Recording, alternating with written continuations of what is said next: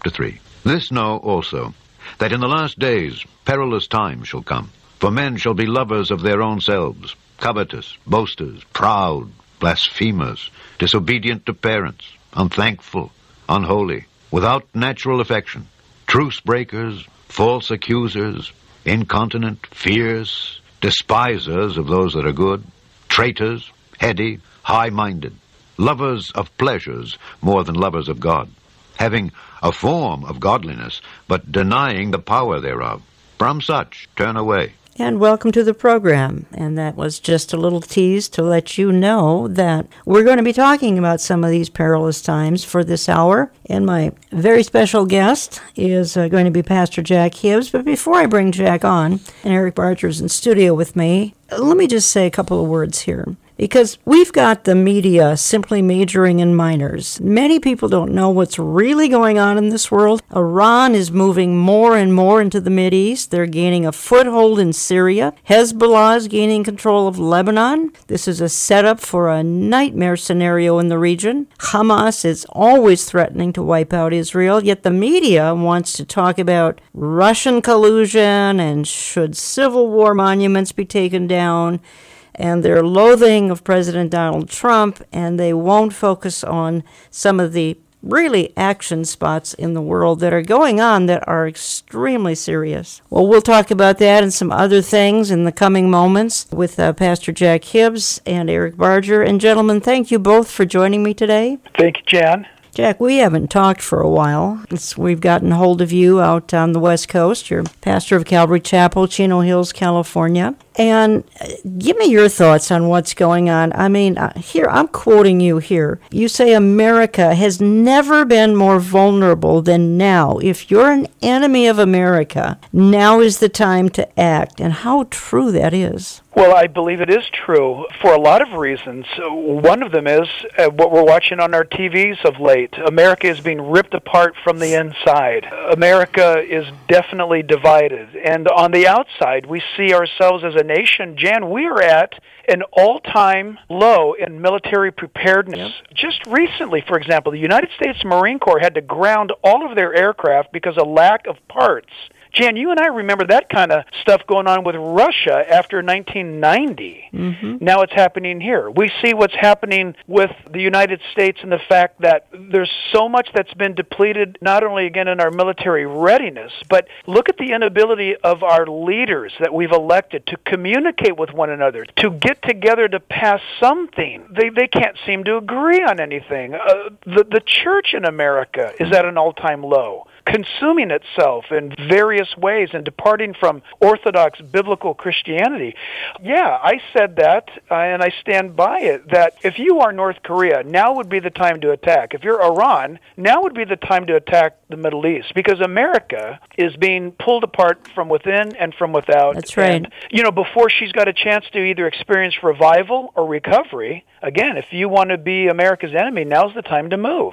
You have said this, and in the weeks here going through August, we've seen the situation with North Korea. It goes up and down and up and down, and as we speak, things are a little bit better. I think Kim Jong, funny haircut guy, I think he really truly got scared by President Donald Trump, and he seems to have backed down. But you have said, I'm quoting you again, don't underestimate the Islamic connection to North Korea. The mullahs of Iran are using North Korea as an orchestrated puppet. Talk to me a little bit about what you mean by that. Absolutely.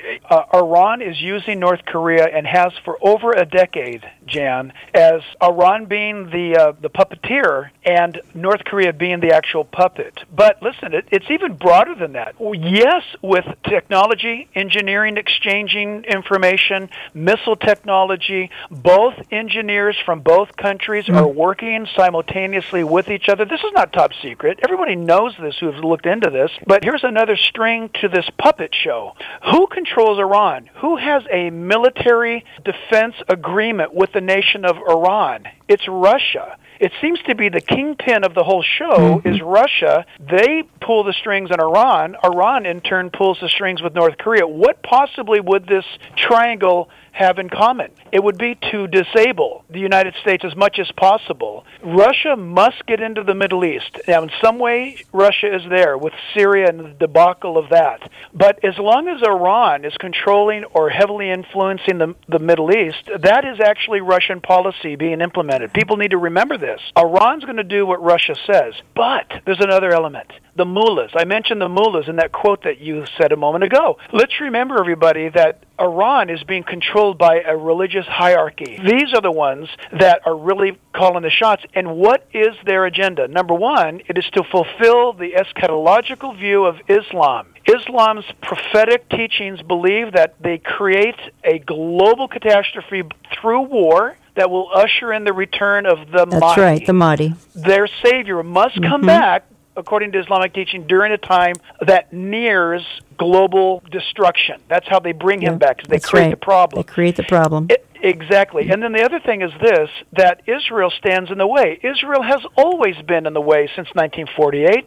How can they advance the cause of Islam as long as Israel exists? That's why Islamic maps cannot allow Israel to be labeled on the map.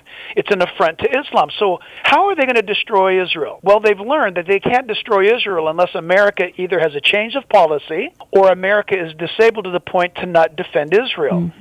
So that's where North Korea comes in as a useful idiot, if I could put it that way, to the people of Iran. Listen, North Korea is disposable to the Iranians. They're just useful right now. Let's get American hardware, American expense, American military, American attention looking to the deep Northwest Pacific Ocean while we're already spread thin, thinner than ever since World War II. And this would open the door for Iran to come against Israel. And I believe, look, I'm not a prophet, and I don't pretend to be one. I wouldn't be surprised, Jan, if we don't see some sort of activity simultaneously with North Korea in the United States and Iran against Israel. I wouldn't be surprised if we don't see something by Christmas. Personally, I'm not prophesying people. I'm not setting the date of war. I'm saying I won't be surprised if something happens. You're listening to Understanding the Times Radio. I'm Jan Markell. I have on the line from Southern California Pastor Jack Hibbs. In studio with me is Eric Barger, and I want to encourage you folks to get acquainted with Pastor Jack, and you can do that at reallifewithjackhibbs.com. I want to throw China in and ask Jack where he thinks China fits with the whole thing, because I think they're a main player with the effects upon North Korea, at least they have been. Is China just becoming the, they don't want to say it, but they become a capitalist giant in the background with a few leaders that want to make a fortune? Is that all they're thinking about? That's well put. Isn't that funny? They're anti-capitalist until they realize how much capitalism does for their country. Right. So, yeah, absolutely true. And let's keep this in mind, everybody, that China being the massive nation that it is, let's remember something. When it comes to natural resources, North Korea holds some of the most precious metals that are needed for nuclear development, technology development. They also have the natural resources that are needed for computer or electronic technologies. And China needs that stuff. So China needs the ground of North Korea. China tolerates North Korea, and in many ways, North Korea is almost what the satellite nations were to the Soviet Union. Example, Czechoslovakia or Poland or those countries of the early Soviet era, that Eastern Bloc. North Korea is a useful, dispensable buffer to China. Also this, China could change North Korea's policies in a second, because over 90% of North Korea's economy is fueled by China. China could strangle them in a moment. Why don't they? Because China is watching how this plays out. Because China needs the U.S., and then China also doesn't need the U.S. The U.S. is obviously an economic source for them, but if there's going to be a global change, then America's got to step away from the scene. This plays into China's global ambitions, which, Jen, you mentioned offline earlier. Could this marriage be part of the kings of the East? Right. It could very well possibly be. But China right now, Eric, I'm glad you brought China up, because China's got incredible power over what's going on, which is why Trump keeps putting pressure on China. He understands that. And China has been very coy. They've played this very smart. They've been deliberately silent, and if they have gotten involved, it's been very well metered on their part. I'm quoting you again here. You say some event could be kicked off by North Korea's stupidity, and the Iranians would put them up to it. I opened the program saying that our media is majoring in minors and not talking about so much that's going on that is of significance, and particularly biblical significance, right, which is just a real tragedy. And that's why folks kind of tune in to ministries like ours, because we try to tell them what's going on a little bit behind the scenes. I don't know where all this is going. None of us know where it's going. We know that the Bible outlines a whole lot that's coming up ahead of us, and obviously the Middle East is the primary playground for it all. Israel is it's the center point of it all. I want to transition just a little bit here, Jack, because quite frankly, your assistant sent me a notice that you sent out very recently, and we're a month away from an event that a lot of people are talking about. As a matter of fact, it's almost the number one searched for item on Google. And that's this event in the Heavenlies that is to happen on September the 23rd. Pastor Billy Crone and I talked about this way last spring and set off a bit of a firestorm.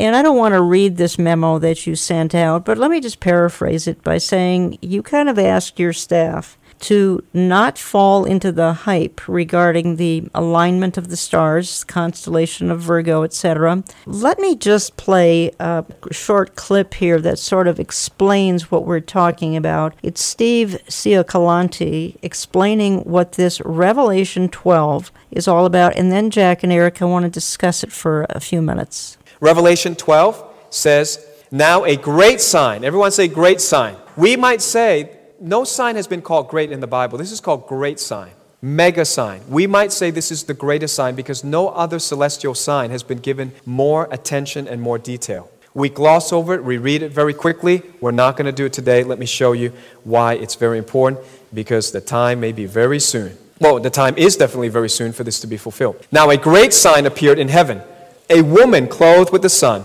with the moon under her feet, and on her head a garland of 12 stars. This does not refer to a woman floating through the sky. The simplest, most literal interpretation of this is the constellation Virgo, which will have the sun at her head, the moon at her feet, and 12 stars, 9 from the constellation Leo, and a conjunction of Mercury, Mars, and Venus on her head. That makes 12 stars on the 23rd of September, 2017. Remember that date, 23rd of September, 2017. Remember that date. 23rd to 24th. The date in the Hebrew calendar starts from nightfall of the 23rd to nightfall of the 24th. Their days start from night, goes to day. Our day goes from day, ends at night, right? Because when you're Gentile and you don't know God, you start in the light and you head to darkness. But when you're the people of God, you start in the darkness and you head towards the day. Pastor Jack, the Bible talks about signs in the heavens, Genesis 1:14, and refers to them other places as well. And we've had a season of them. We've had the blood moons of a couple of years ago. We've had kind of eclipse mania, which took place here just about a week ago. We've got the September 23rd event, and a lot of people, Eric and I as well, we are skeptical, particularly about this September 23rd event. And I want to spend some time on it. Talk to me a little bit about why you are so hesitant about it. Yeah, well, first of all, every conservative theologian that's worth reading does not interpret Revelation chapter 12 and the woman and the stars and all as this young man has just stated. It refers to the nation of Israel. It's a eschatological parenthetical insert. Its announcement of the nation Israel will bring forth the man-child, the Messiah. The Messiah came from Israel. The 12 stars representing the 12 tribes. This is long-time held conservative Orthodox eschatology, Book of Revelation. Number 2, it's Revelation chapter 12. It's very clear that this is during the tribulation period, Jan. Right. And this young man says it's going to happen soon. I do not believe we are in the tribulation period. Someone's going to say, well, it's getting really bad in the world. Hey, listen, we ain't seen nothing yet, but we're still not in the trib. Look, I have my reasons why I'm not going to be in the trib, but he's citing Revelation chapter 12. This is nowhere near us at this moment. I get from that clip that this guy is suggesting that this September 23rd is going to be the fulfillment of Revelation chapter 12. If I was not a Christian, I wouldn't open the Bible again. I'd say, you know what, that's nuts, especially on the 24th or the 25th of September when nothing happens. People are going to say, I've given up on the Bible. And that's exactly what Pastor Crone and I talked about in May. And I want to tell you, the passion behind this from those who believe that something's going to happen on September 23rd. Again, it is one of the most sought-out issues on Google. The people who believe this are absolutely passionate about it. Eric, you made an observation off-air, which I thought was very helpful. Well, a couple of them. Something I just heard him say in the clip was this is going to be the fulfillment of it. Yep. And, well, there could have been 83 other fulfillments since the time of Christ, too, because this same alignment will take place for the 84th time since Christ came. That's right. Coming up here on September 23rd. So this is not unique, unless you try to tie it to a Jewish feast that ends the day before. It's a lot of taking and cherry picking on Scripture. Revelation 12, verses 3 and 4 aren't talked about by these folks. And if you read that in verse 6 in Revelation 12, talks about clearly the woman there in verse 6 is Israel. There's a lot of this that you just have to say, this is driven by people who have their eschatology out of order and they don't believe Israel has a part to play.